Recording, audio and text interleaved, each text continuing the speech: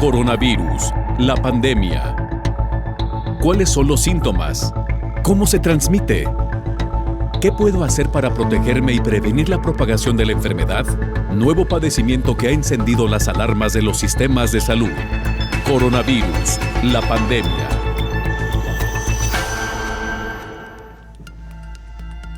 ¿Qué tal? ¿Cómo le va? Bienvenido a un programa más de Coronavirus, la pandemia.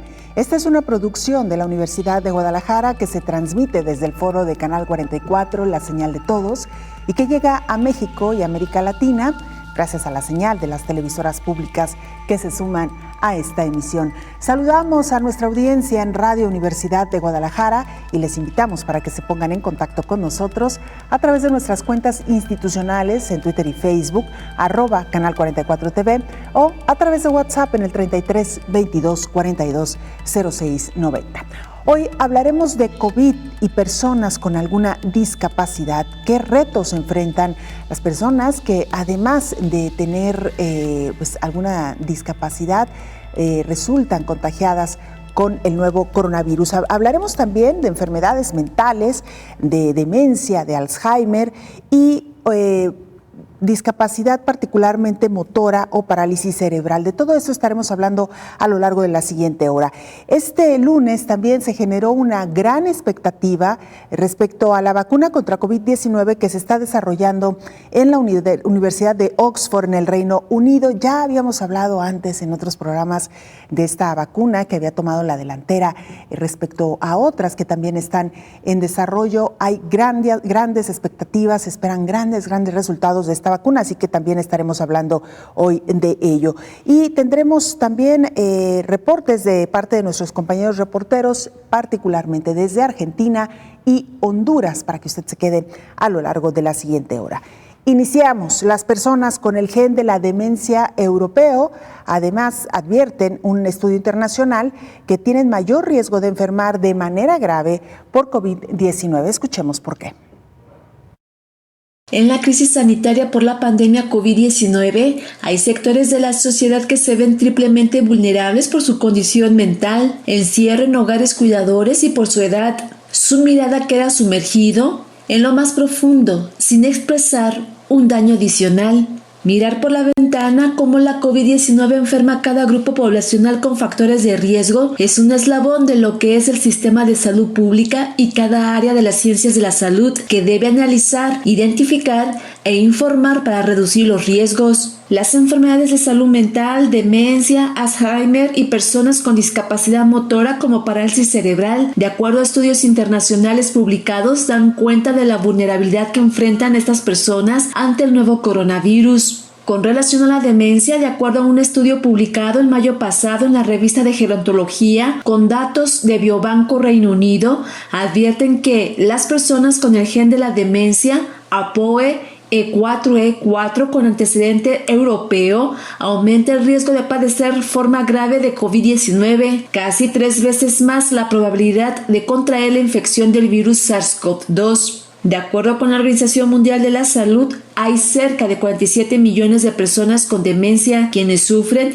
de estigmatización y se enfrentan a obstáculos para acceder al diagnóstico y a la atención. De ahí la importancia de mirar a este sector ante la pandemia COVID-19 que resulta más vulnerable para ellos. Ante esta crisis que se vive comienzan a surgir información, aunque no hay una evidencia científica total sobre los daños que provoca el nuevo coronavirus a este sector. Es importante seguir lo que son las guías de los Centros para el Control y la Prevención de Enfermedades CDC, en el que se señala que dado el riesgo que presentan los adultos mayores como demencia, Alzheimer y enfermedad por COVID-19 y ser hospitalizados, se debe informar al personal de salud sobre las condiciones del familiar. La pandemia COVID-19 debe verse de forma universal para identificar con prontitud los grupos poblacionales de mayor riesgo, además de analizar la edad, enfermedades crónicas degenerativas, el lugar. Cada segmento debe mirarse con lupa de detalle. Informó Isaura López Villalobos.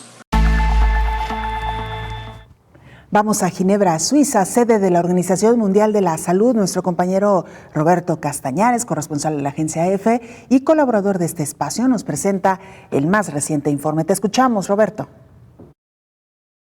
Hola, ¿qué tal? Buenos días, Belén. Buenos días a todo el auditorio de Canal 44. Hoy no nos vamos a detener mucho en las cifras globales porque las que ha difundido la Organización Mundial de la Salud no muestran grandes variaciones sobre lo que viene siendo habitual. Baste con recordar que las diagnosticadas como infectadas por COVID-19 superan ya los 14,5 millones de personas y los decesos caminan hacia los 610.000 en todo el mundo. Con estas cifras y coincidiendo en que en el continente americano se han localizado a algo más de la mitad de los enfermos, no debe extrañarnos que la Organización Mundial de la Salud haya dado la voz de alarma sobre el impacto que la pandemia tiene en los pueblos indígenas y nativos de las Américas, donde 70.000 miembros de estas comunidades se han contaminado con el coronavirus, o sea, 1 de cada 10 del total, y 2.000 han fallecido, o sea, 1 de cada 15. Los nativos que viven en la región amazónica de Perú constituyen un grupo especialmente vulnerable, según confirmó el director general de la OMS, Tedros Ghebreyesus. En concreto, el doctor Tedros hizo hincapié en la situación alarmante del pueblo originario Nahua de Perú, que ha registrado 6 decesos por COVID en los últimos días. En estos casos, para luchar contra la COVID es esencial contar con el pleno compromiso de los líderes de estas comunidades y conseguir que la información les llegue de forma accesible. Y eso no siempre es fácil porque lo dificulta desde el idioma hasta la cultura, lo que hace muy complicado que la vigilancia sanitaria y el rastreo de casos se puedan hacer de una forma apropiada. Sobre la situación general de Latinoamérica, la OMS ha recordado que los casos se siguen multiplicando en varios países y destaca Bolivia y Colombia, donde la propagación del virus ha aumentado en las últimas 2 semanas. Y también desde la organización se quiere evitar euforia sobre las pruebas con candidatas a vacunas que están ya más o menos avanzadas. Que las investigaciones vayan dando resultados positivos, como ocurre con la que estudia la Universidad Británica de Oxford, es bueno, pero no debemos olvidar que todavía queda un largo camino por delante para que cualquier ensayo se realice a una escala real. Reportó desde Europa Roberto Castañares para el programa Coronavirus, la pandemia.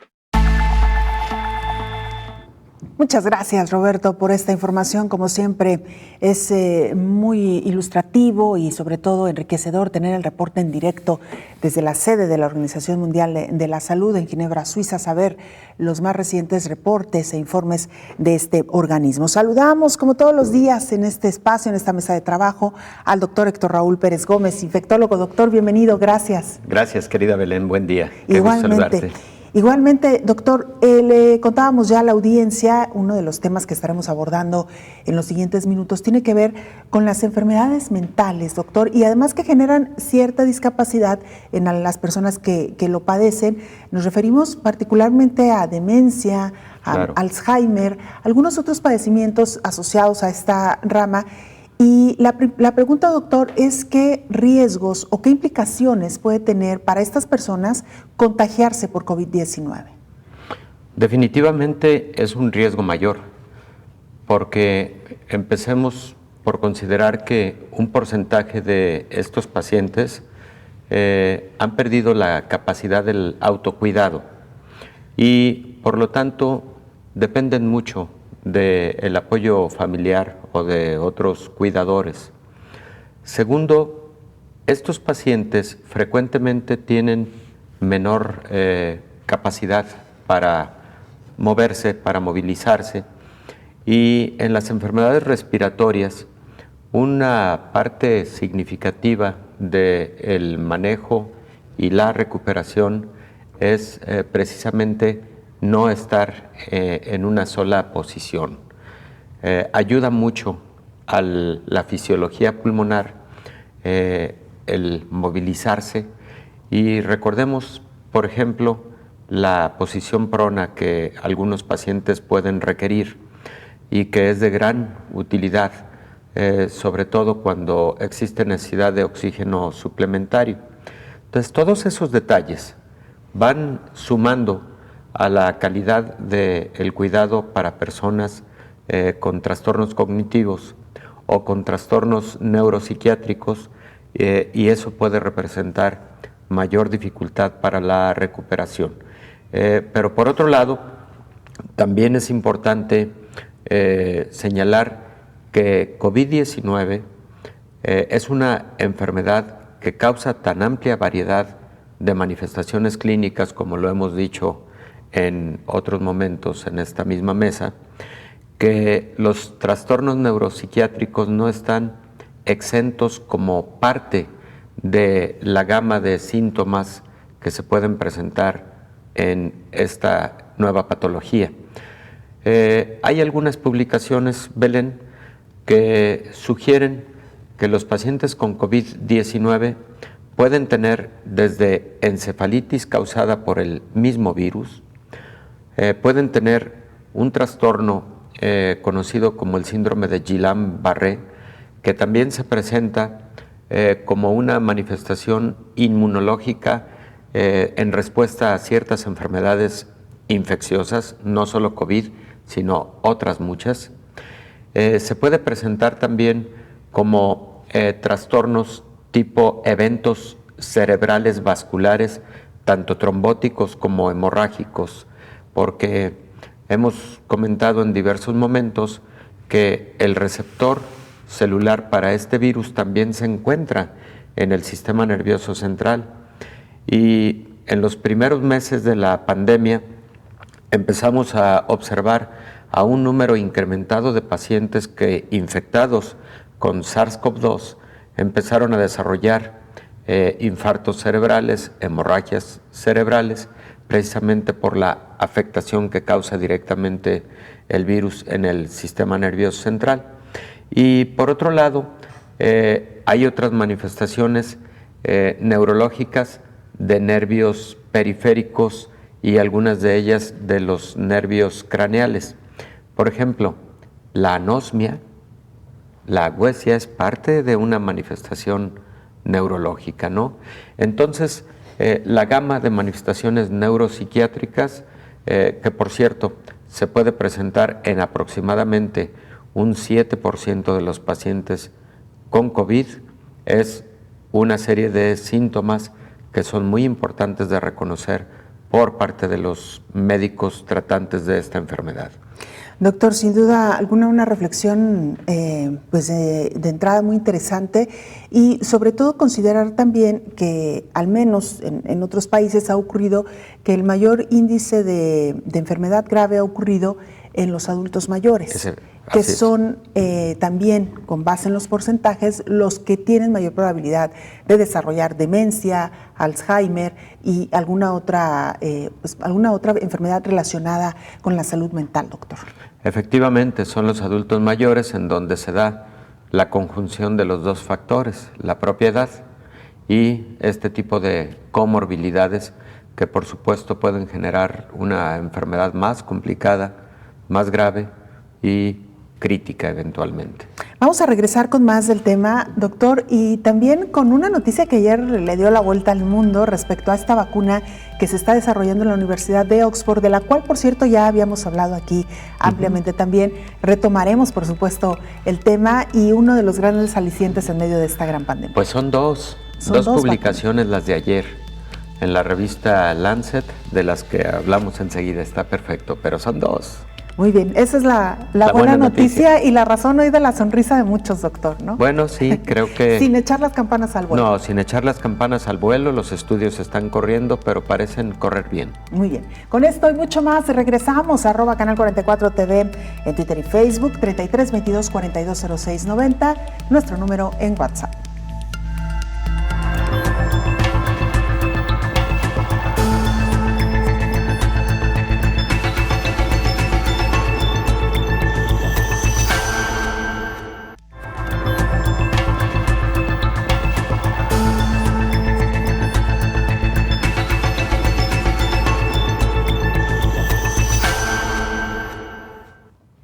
Y miren, presentaron una guía para la protección de las personas que tienen alguna discapacidad en el contexto de esta pandemia de COVID-19.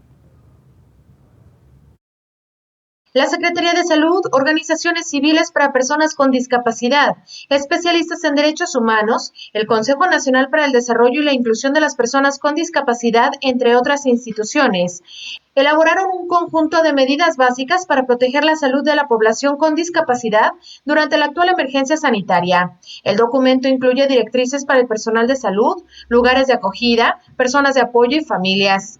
La guía contempla formas de comunicación que deben adoptar las autoridades sanitarias y medios de comunicación para favorecer el acceso a la información de las personas con discapacidad respecto a COVID-19. El documento contempla medidas diferenciadas de protección a la salud que deben adoptar las instituciones de atención a la salud para atender a las personas con discapacidad con COVID-19 o como casos sospechosos.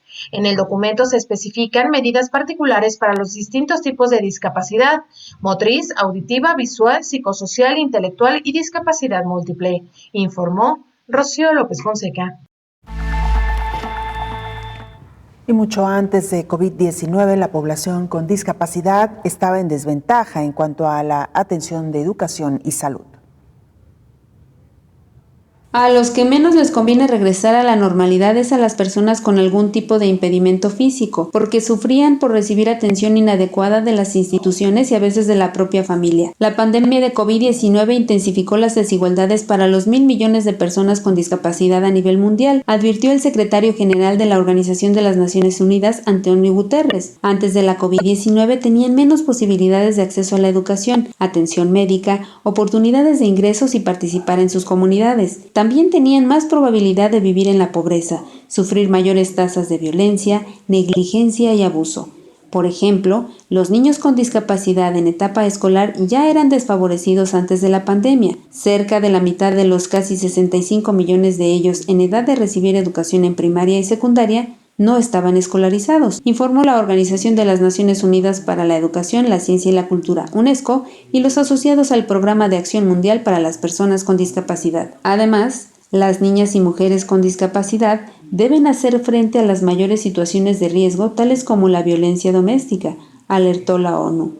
Por otra parte, la UNICEF expuso que se estima que más de 46% de la población mundial de personas mayores de 60 años tienen alguna discapacidad. Human Rights Watch entrevistó a 140 personas, incluidos 38 adultos con discapacidad en 4 estados en México. Entre ellas había personas con discapacidad física, personas sordas o ciegas y personas con discapacidades de desarrollo como el autismo. Las personas consultadas se quejaron de abusos físicos, sexuales y emocionales, desatención y confinamiento en habitaciones o camas. Algunas personas adultas que viven con sus padres han sufrido abusos desde la infancia, alertó la organización no gubernamental. En tanto, la comunidad sorda en México tuvo que presentar un amparo para obtener información de la pandemia en lengua de señas mexicana. Por ello, la Secretaría de Salud incluye un intérprete en los mensajes sobre la COVID-19, informó Elizabeth Ortiz. Muchas gracias, Rocío. Elizabeth, por estos reportes que nos sirven, doctor Héctor Raúl Pérez Gómez, infectólogo, para retomar precisamente uno de los temas que también ya habíamos abordado acá, el de las personas con alguna discapacidad en medio de del contexto de COVID-19. Una guía bastante útil, doctor. Sí, una guía que de alguna manera le da sustento a las acciones que deben tomarse tanto para proteger a quien sufre una discapacidad como al cuidador. Alrededor del 10% de la población mundial sufre algún tipo de discapacidad. En la mayor parte de los países este porcentaje es homogéneo, alcanza en algunos de ellos hasta el 15%, se presenta más en adultos mayores. Volvemos al tema. Hay discapacidades mayores que significan aquellas que generan incapacidad para la movilización y para algún buen porcentaje del autocuidado, y otras muy relacionadas con la edad, como los trastornos visuales propios de la edad, los trastornos auditivos que acompañan a los adultos mayores, etcétera. Pero sí, en general, quienes sufren una discapacidad lamentablemente tienen mayor riesgo de exposición al virus y eventualmente mayor riesgo de gravedad de la enfermedad. Qué importante es que estas guías ocurran y que sean guías muy adaptadas al contexto de cada región, de cada país, lo cual es diferente de alguna manera. Y por otro lado, esto en cuanto a la nota de Rocío, en cuanto a la nota de Elizabeth, pues me llama mucho la atención respecto de cómo este grupo es muy vulnerable porque no siempre tiene los mejores cuidados en todo el mundo. La discapacidad es atendida con mucha inequidad por países y por regiones, y esa situación, a pesar de venir trabajando por años y años, no ha logrado estandarizarse y particularmente darle el peso que debe tener como garantía de derechos humanos. Por ese motivo, el que COVID esté generando esa sensibilidad para voltear a ver con mucha atención, con mucha contundencia, el cuidado de los adultos con el cuidado de las personas con alguna discapacidad, pues de alguna forma es importante. Digo, ojalá y nunca hubiera ocurrido el COVID, pero también el COVID ha traído algunas cosas que nos han llevado a reflexiones fundamentales que quizás de otra manera no hubiéramos hecho a profundidad. Claro, doctor, usted hablaba también de los cuidadores de estas personas, la importancia también, primero, de que estén informados de todo esto que hoy les hemos transmitido, cuáles son los riesgos, porque hay que estar pendiente de las personas que tienen alguna discapacidad o alguna enfermedad mental. Y en ese sentido, doctor, ¿qué recomendaciones para los cuidadores, no solamente para atender adecuadamente a las personas que están bajo su cuidado, sino también para cuidarse y protegerse ellos mismos? Por supuesto, las medidas de barrera, en este caso la utilización permanente de cubrebocas es importante, de guantes también de igual forma es importante, el aseo y desinfección, por ejemplo, de los instrumentos de apoyo para los pacientes con algún tipo de discapacidad, como la silla de ruedas, etcétera. Y por otro lado, la identificación oportuna de síntomas en las personas que tienen algún tipo de discapacidad o algún trastorno neuropsiquiátrico. Y aquí quiero puntualizar lo siguiente: los síntomas casi de cualquier enfermedad en personas adultos mayores, en personas con trastornos neuropsiquiátricos, en personas con alguna discapacidad, pueden ser atípicos. Los síntomas pueden ser diferentes a los que presenta el resto de la población. ¿Por su misma condición, doctor? Pueden no ser tan floridos. Por ejemplo, Belén, es común que un adulto mayor que tiene una enfermedad infecciosa no presente tanta fiebre como puede ser el caso de un adulto joven. Incluso puede no presentar fiebre, presentar solamente algo de cansancio, irritabilidad, fatiga y estar con una enfermedad infecciosa. Ahí entonces se debe tener mucha agudeza clínica para ver aquellos signos o síntomas que pueden orientar a un cuadro infeccioso, y el COVID no es la excepción. Por ejemplo, se puede identificar que el paciente puede empezar a tener un poco de dificultad para respirar o una respiración más agitada, una frecuencia respiratoria más acelerada comparativamente con lo que era su estado basal, y eso ya puede ser orientador de que algo está ocurriendo y de que este paciente puede requerir una revisión médica de forma oportuna. Entonces, pero volviendo al punto específico de el cuidado, pero también la protección del cuidador, porque ese es un binomio muy importante. Un cuidador enfermo, lamentablemente, deja sin el apoyo a una persona que frecuentemente lo requiere y lo requiere de manera exhaustiva. Definitivamente, doctor, usted acaba de mencionar algo importantísimo. ¿Qué sería de la persona que requiere este tipo de atención sin la presencia de quien se ha encargado de su cuidado durante mucho tiempo? Regularmente son familiares y no siempre hay mucho de dónde echar mano lamentablemente para el cuidado de estas personas, doctor. Sí, también cuidemos al cuidador. Así es. Doctor, vamos a abordar también durante este programa y a manera muy breve de introducción, porque vamos a ir a una pausa, pero regresaremos con profundidad. Ya lo decíamos, el anuncio de 2 vacunas. Yo había visto la de Oxford, usted me dice que hay otra vacuna también, que van, digamos, un poco en la delantera respecto a las investigaciones para el desarrollo de una vacuna adecuada. Efectivamente, ayer la revista Lancet publica los avances de la vacuna de la Universidad de Oxford. Es la que están desarrollando con AstraZeneca, y también la misma revista Lancet publica avances de la vacuna que está desarrollando el Instituto de Ciencia y Tecnología de China. Son vacunas con diferente perfil molecular, con diferente plataforma para su desarrollo, pero las dos en extremo interesantes, porque en las dos se observó una buena respuesta de anticuerpos, también en las dos se observó una buena respuesta con células del sistema inmune.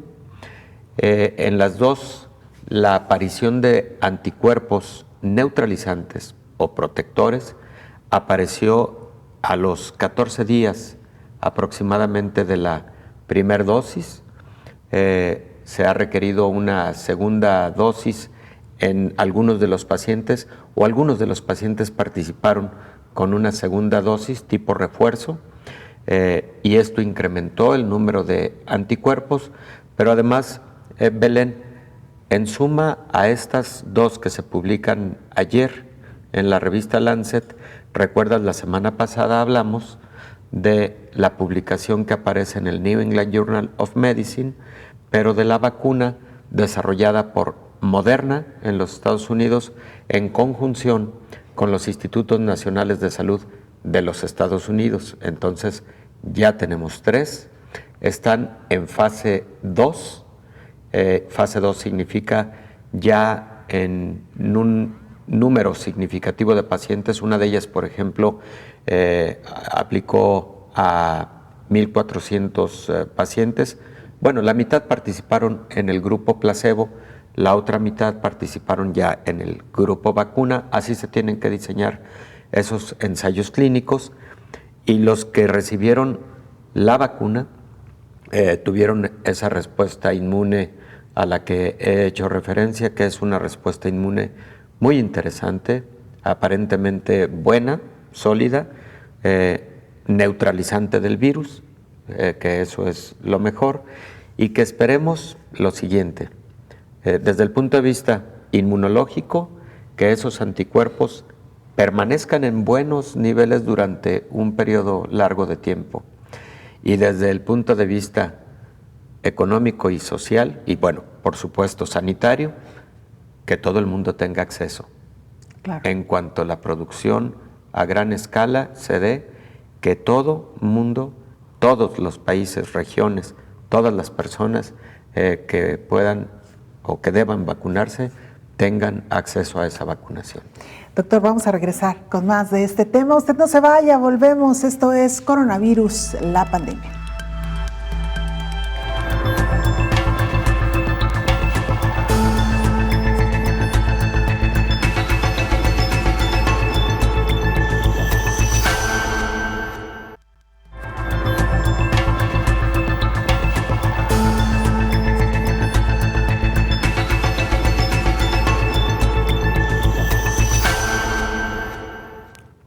En Honduras está nuestra compañera Naomi Mesa, ella es periodista de STV Telebásica y nos presenta el más reciente informe de lo que ocurre ahí. Naomi, te saludamos y te escuchamos. Adelante con la información. Un saludo para ti, Belén, y para toda la audiencia de Canal 44 desde Honduras. Luego de 4 meses de comenzar el toque de queda por casos positivos en el país, estamos por llegar a los 34,000 casos positivos. Nos alegramos informar que más de 3,800 personas se han recuperado con éxito. Sin embargo, lamentamos el deceso de 900 compatriotas. De los casos activos, 1,582 se encuentran hospitalizados. De estos, 988 están en condición estable, 537 en condición grave y 57 en cuidados intensivos. La alerta roja y el toque de queda para todo el territorio hondureño se extiende hasta el 26 de julio y las medidas de circulación segmentada continúan. Se sigue tomando en cuenta el último dígito de identidad, saliendo un dígito por día. Continúan las caravanas de autos en varios puntos del país como forma de protesta, exigiendo saber dónde está el dinero que el gobierno aprobó para combatir la pandemia del COVID-19. Pero luego de 120 días, la población exige que no se mira en qué se ha invertido dicho presupuesto. El gobierno, por su parte, inicia el programa denominado Fuerza Honduras. Es una iniciativa del mandatario Hernández que, además de fortalecer el sistema primario de salud, busca combatir la propagación del coronavirus por medio de la instalación de centros de triaje, el fortalecimiento de los centros de asistencia temporal, la conformación de brigadas médicas y contratación de personal médico sanitario, iniciando este lunes 20 de julio con transferencias para las primeras 12 municipalidades. Fuerza Honduras es la iniciativa para distribuir 250 millones de lempiras a los 298 municipios del país para el montaje de centros de triaje y brigadas médicas. Otros 200 millones de lempiras lo sumaría a las alcaldías con el 45% de las transferencias municipales. Sin embargo, el Consejo Nacional Anticorrupción publicó el 8º informe denominado La corrupción en tiempos de COVID, donde afirma que el costo real de los hospitales móviles adquiridos por inversión estratégica de Honduras es de $14 millones y no $47 millones como se pagó. El informe explica que el aumento corresponde a la comisión por intermediación. La semana pasada arribó al país la embarcación con 2 hospitales móviles y se espera que para agosto lleguen al territorio hondureño los 5 hospitales restantes que se enviarían en 2 barcos. Le recordamos a toda la población hondureña y a todos los países afectados que por su seguridad y la de su familia lo mejor es quedarse en casa. Para Coronavirus la Pandemia, informó Naomi Mesa de STV Telebásica. Muchas gracias, Naomi, por esta información. Obstáculos físicos para lavarse las manos, servicios reducidos por COVID-19 y enfermedades subyacentes pueden aumentar el riesgo para personas con discapacidad.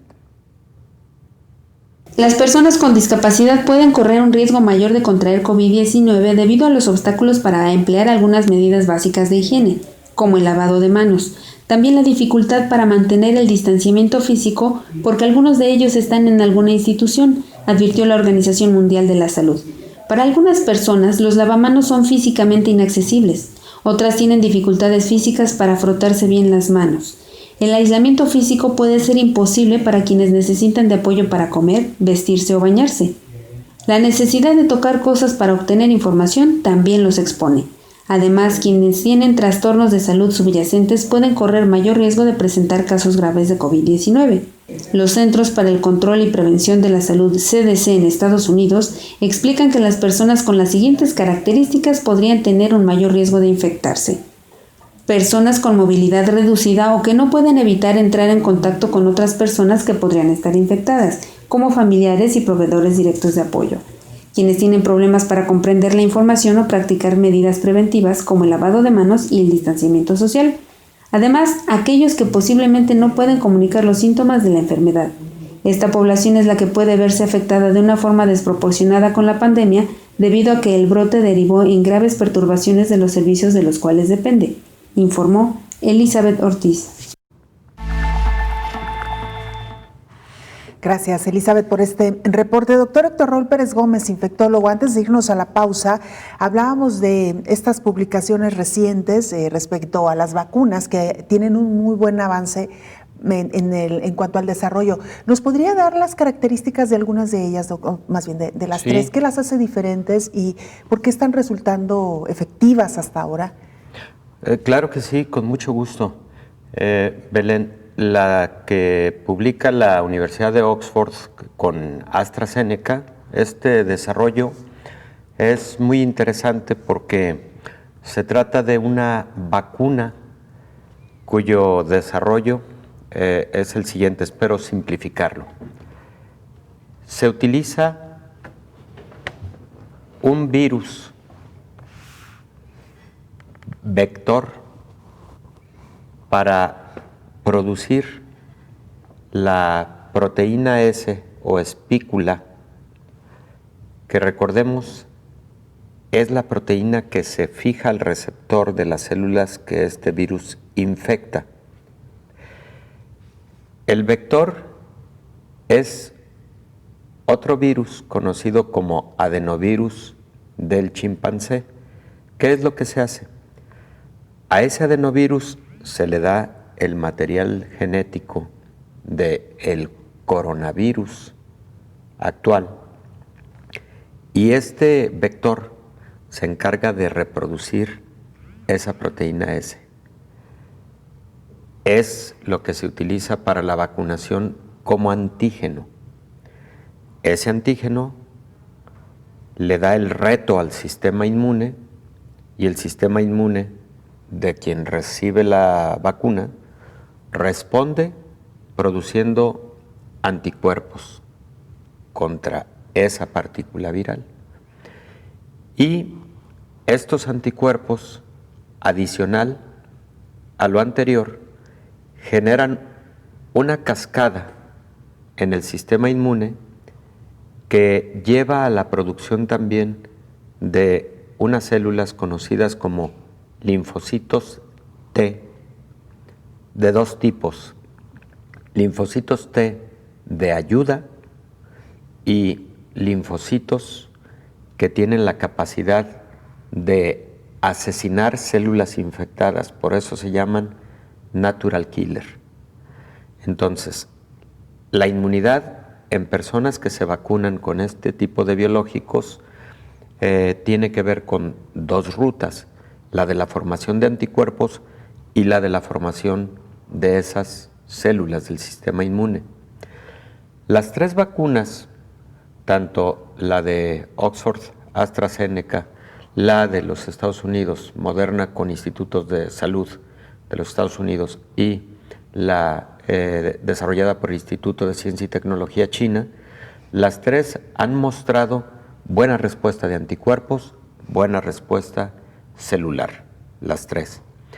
Bueno, la segunda de ellas, que es de la que hablábamos la semana pasada, publicada en New England Journal of Medicine, que es la vacuna norteamericana de Moderna con los institutos nacionales, está desarrollada a partir de RNA mensajero, que es una porción del ácido nucleico del virus que codifica o que lleva a la producción también de esta pequeña proteína espicular, proteína S. Esa no la olvidemos porque casi en todas las vacunas puede ser se llama inmunógeno, que es esa proteína que va a despertar al sistema inmune. Bueno, pues se lleva a cabo a través de RNA mensajero y de igual manera es lo que se inocula para la respuesta inmune que se da en el sentido que he comentado previamente. La que es un poco diferente es la que está desarrollando China, publicada ayer también en Lancet, en donde lo que están utilizando sí son partículas virales, pero atenuadas, digamos, inactivadas para que tengan mayor seguridad. Y al administrarse este tipo de vacuna, la respuesta inmune es básicamente en el mismo orden, vamos. Primero anticuerpos que detectan a estas proteínas de la superficie, etcétera, y luego la respuesta celular. En una vacuna es muy importante las dos respuestas. La respuesta inmune con anticuerpos se conoce como respuesta inmune humoral y la respuesta inmune celular. ¿Por qué motivo? Porque las dos pueden generar memoria, sobre todo los anticuerpos de tipo IgG, pero la respuesta celular genera mucha memoria, porque las clonas de células del sistema inmune, sobre todo linfocitos que se crean a partir de una infección o de una vacunación, pueden persistir como una memoria inmunológica por mucho tiempo y pueden seguir respondiendo ante un nuevo inóculo viral. Las grandes preguntas, lo que todos nos preguntamos, duración de Exacto, esta respuesta, ¿no? Sí, la inmunidad. ¿Cuánto tiempo de inmunidad tenemos? ¿Cuánto tiempo? Ahora, Belén, la mayor parte de vacunas que en la actualidad se utilizan de forma universal tienen refuerzos. Vacuna el día 1, luego a lo mejor un refuerzo al mes, luego otro refuerzo a los 3 o a los 6 meses, y frecuentemente ocurren revacunaciones a los 3 o a los 5 años. Pues es precisamente por esto, porque no todas las vacunas garantizan en una sola dosis inmunidad perenne. Entonces, tampoco nos alarme que se puedan estar requiriendo refuerzos. Creo que en esas nos viéramos, pero ya tenerla, ¿no? Ojalá ese fuera nuestro problema, ¿no, doctor? Ojalá. Que los refuerzos. El tema ahora es pues atacar esta pandemia y evidentemente hacerlo desde un frente como es el de la vacunación. Doctor, con base en esto que nos acaba de explicar y reforzando un poquito el tema de la inmunidad, es decir, ¿hay vacunas que podrían generar mayor inmunidad que otras por este tema que nos explicaba de la replicación celular? La hay, la posibilidad de que en estas vacunas candidatas, porque además recordemos que estas tres, digamos, de alguna forma llevan la delantera, pero hay muchas otras que vienen también en sus fases clínicas, en su fase clínica 1, etcétera. Había más de 100, ¿no, doctor? 115 en la oportunidad que platicamos del tema de vacunas aquí. Había 115 diferentes candidatas, algunas se han quedado en el camino, pero hombre, si hay varias, no solo estas tres, y esas varias, todas con buena respuesta inmune, pues bienvenidas. ¿Qué diferencias puede haber en su momento entre estos biológicos? Bueno, eso precisamente la capacidad inmunogénica, es decir, la capacidad de esta vacuna para generar respuesta inmune y respuesta inmune sólida, durable, pero también la seguridad, que tengan menos eventos adversos y sobre todo eventos adversos graves. Estas tres vacunas que han sido publicadas de una semana para acá, las tres han tenido un muy buen perfil de seguridad, prácticamente sin efectos adversos graves, sí con eventos adversos leves como algo de temperatura, dolor en el sitio de la inyección, algo de dolor muscular, pues parecido a lo que ocurre con todas las vacunas. Cuando vacunamos a nuestros niños o nosotros mismos nos vacunamos, podemos tener algunos de estos síntomas. Por ahora es lo que se ha observado, no más que eso, no eventos adversos graves. Muy bien, doctor, vamos a hacer nuestra última pausa, regresamos para entrar a algunas conclusiones de los temas que esta mañana hemos abordado. A la pausa, volvemos.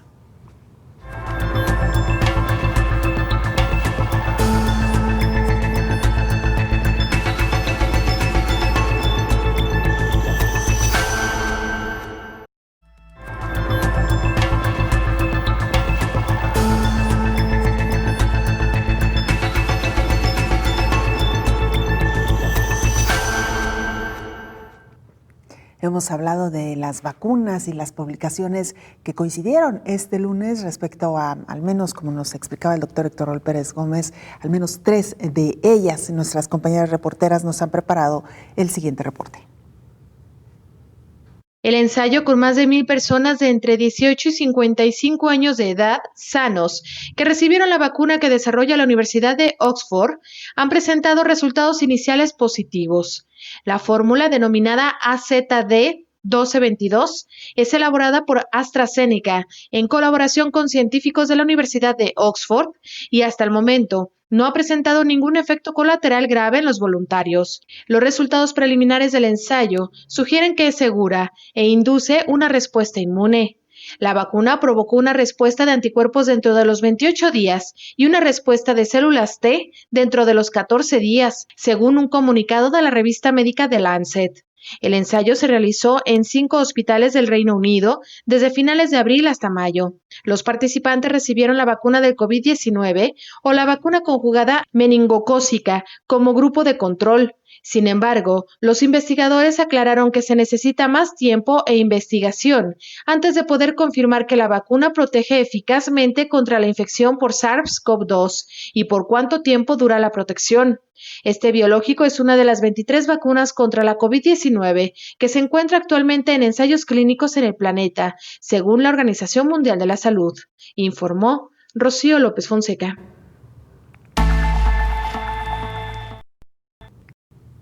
Hernán Gaspari está en Argentina. Él es periodista de la televisora de la Universidad del Mar del Plata y nos presenta también el más reciente informe de lo que ahí ocurre. Adelante, Hernán, te escuchamos. Hola Belén, ¿qué tal? Saludos para todo el auditorio de Canal 44. Luego del discurso de días pasados del presidente de la Nación junto a los gobernadores de los distritos más afectados, se marcó un cambio significativo en el rumbo de las acciones que viene llevando adelante el gobierno en la lucha contra el coronavirus. Algunos analistas afirman que el gobierno respondió a una demanda de gran parte de la sociedad que comenzó a resistir cada vez más la cuarentena estricta en la que se encuentra gran parte de la población argentina hace ya más de 120 días y que está dejando secuelas económicas y sociales muy profundas. Por otro lado, los estratos sociales más postergados, que son los más golpeados por la escalada de contagios y a su vez los principales beneficiarios de las acciones de asistencia del gobierno, al parecer son los que más fuertemente sostienen su acompañamiento a las medidas de confinamiento.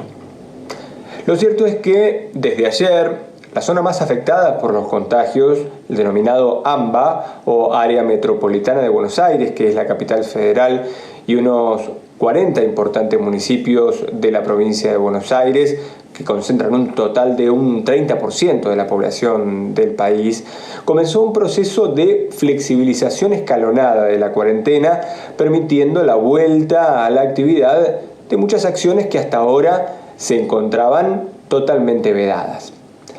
Los más críticos están observando que la decisión fue tomada más a partir del humor social y de las apremiantes necesidades económicas que de una decisión estrictamente sanitaria, ya que todavía hay una importante parte del territorio argentino que no ha visto el pico en la cantidad de contagios y se desconoce cómo se puede comportar a partir del aumento de la circulación de personas. Al momento, los infectados por COVID-19 en la Argentina llegaron a 122.755. Hubo 2.281 muertes y más de 50.000 personas recibieron el alta y se observa, como decíamos, una realidad muy despareja. Por un lado, provincias enteras donde no hay circulación viral y prácticamente no hay casos de personas afectadas. Y por el otro, la preocupación por focos puntuales que rápidamente se propagan, afectando fundamentalmente a personal de salud y hogares de ancianos. Focos que crecen y por momentos parecen no encontrar techo. Apertura consciente y responsable, más responsable que nunca, con un pie en el acelerador pero el freno de mano cerca, dicen los médicos que están cerca del presidente de la Nación, al tiempo que avalan una flexibilización, atentos a la necesidad socioeconómica y a los aspectos psicológicos del confinamiento. Pero además lo habilitaron apoyados en datos, especialmente en el nivel de ocupación de camas de terapia intensiva. Afirman que, si bien la ocupación subió, no lo hizo pronunciadamente y eso da un margen. En definitiva, los expertos y Alberto Fernández coinciden en que la prontitud y la profundidad de las medidas de aislamiento incidieron fuertemente en el índice de letalidad que presenta la República Argentina. Afirman que contamos con una de las tasas de mortalidad más bajas del mundo y que eso es gracias al tiempo que nos dio la cuarentena. Desde Mar del Plata, Argentina, informó para ustedes Hernán Gaspari. Bueno, pues ahí tiene usted el reporte de nuestro compañero Hernán Gaspari desde Argentina. Por cierto, también un saludo a la televisora de la Universidad del Mar del Plata que transmite este programa. Doctor, un poco a manera de conclusión, me parece que sería también interesante recordarle a nuestra audiencia que convive o que tiene algún familiar o que cuida a alguna persona con discapacidad, ¿qué tendría que decirle al médico de la persona que atiende a su paciente en caso de que enfermara de COVID? ¿Cuáles son, digamos, los elementos que un doctor debería tener en un reporte o en un informe pasado por la persona que cuida al paciente? Por supuesto, la historia clínica completa que el médico debe recabar para identificar todas las patologías previas o coexistentes que tiene el paciente, en qué consiste con detalle la discapacidad, para de esa manera ayudar con una adaptación del tratamiento y las medidas de cuidado. Por otro lado, es importante señalarle al cuidador o la cuidadora cuáles son los signos de alarma que debe identificarse para que este paciente, por ejemplo, deba ser trasladado a un hospital para recibir atención más exhaustiva, cuando, por ejemplo, se empieza a comprometer la función respiratoria, cuando la oximetría empieza a descender, etcétera, mucha fiebre, hipotensión arterial, todos esos que son signos de alarma deben tener mucha claridad en él o la cuidadora. Por ejemplo, trastornos adicionales en el sensorio de las personas o en lo cognitivo puede ser orientador a que este COVID-19 puede estar entrando en una fase de mayor gravedad, y una buena comunicación entre él o la cuidadora y el médico tratante, porque por supuesto los pacientes con alguna discapacidad o con algún trastorno neuropsiquiátrico, un alto porcentaje de ellos son susceptibles de cuidarse en casa, como muchos pacientes que teniendo un cuadro de COVID leve a moderado pueden perfectamente cuidarse en casa, autocuidados, apoyo, etcétera. Estas personas también podrían estar en esa condición, pero siempre y cuando estemos con un monitoreo muy cercano.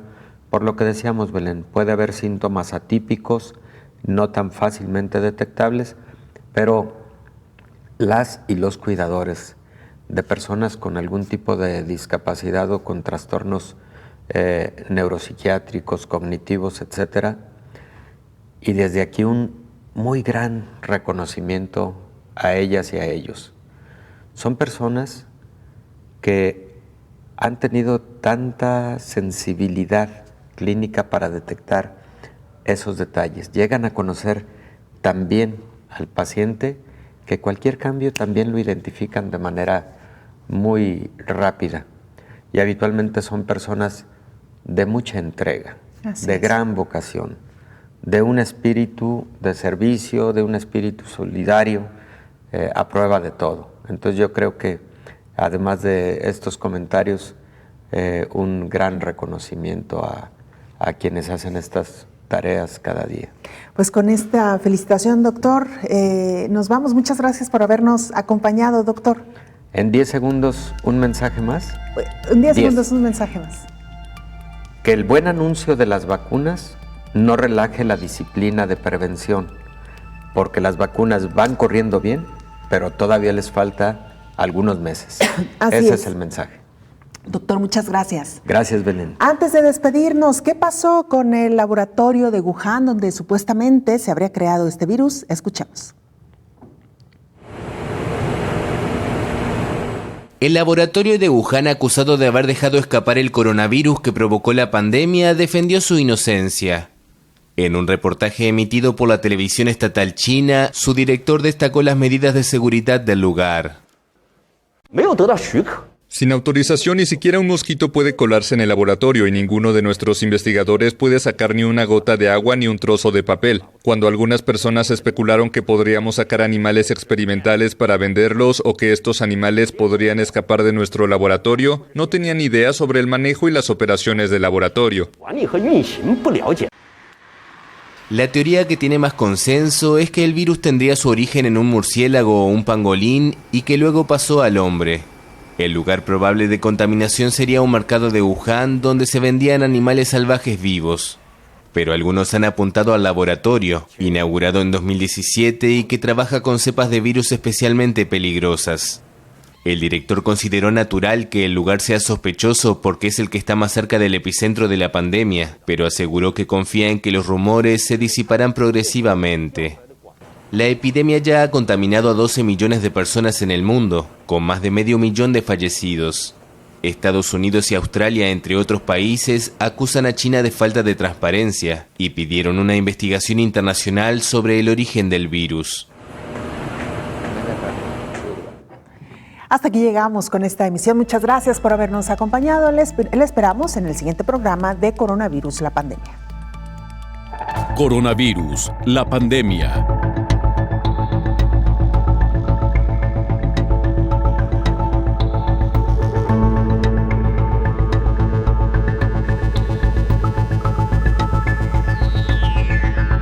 Coronavirus, la pandemia.